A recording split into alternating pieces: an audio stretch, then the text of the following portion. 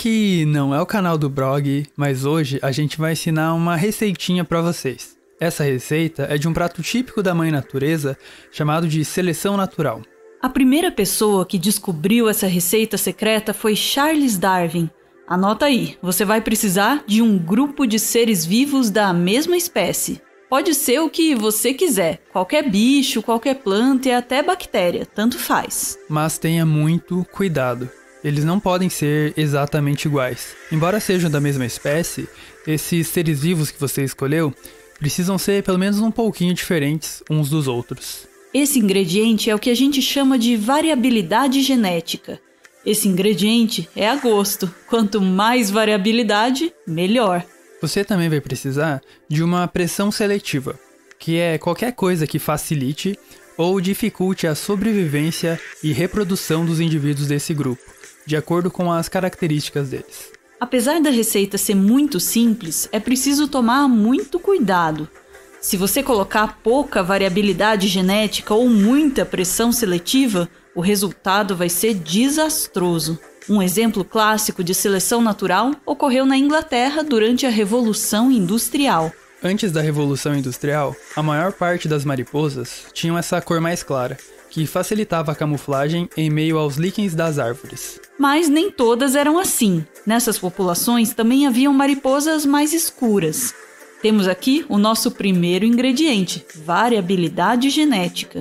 Durante a Revolução Industrial, a poluição por resíduos industriais deixou as árvores mais escuras. E aí, as mariposas mais escuras conseguiam se camuflar melhor nessa cor de fundo das árvores, se protegendo melhor da predação por pássaros. Temos aqui o nosso segundo ingrediente, a pressão seletiva.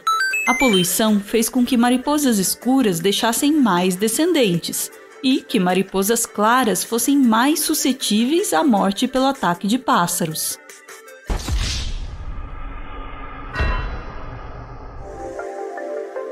Antes de 1848, a maior parte das mariposas eram claras.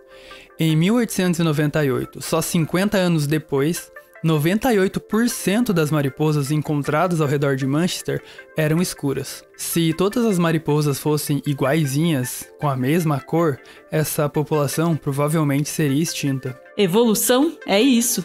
Quando a frequência de uma característica em uma população muda ao longo do tempo. Mas isso só ocorre quando existe variabilidade genética.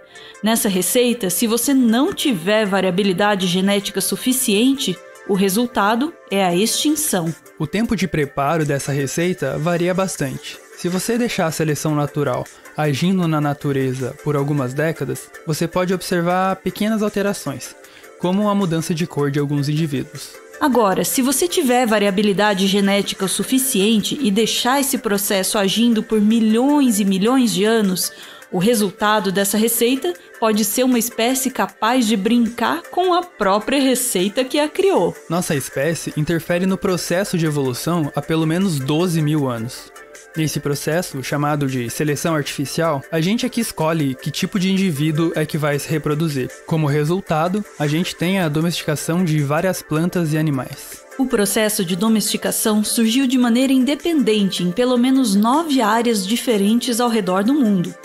Quase tudo que a gente come hoje é resultado de seleção artificial. Aqui, a gente vê a diferença entre uma berinjela selvagem e a berinjela resultado de gerações e gerações de seleção artificial. A cenoura selvagem também é muito diferente da cenoura que a gente está acostumado a comprar na feira. E aqui, a gente vê a diferença entre um tipo de laranja selvagem e um tipo de laranja um pouco mais atual.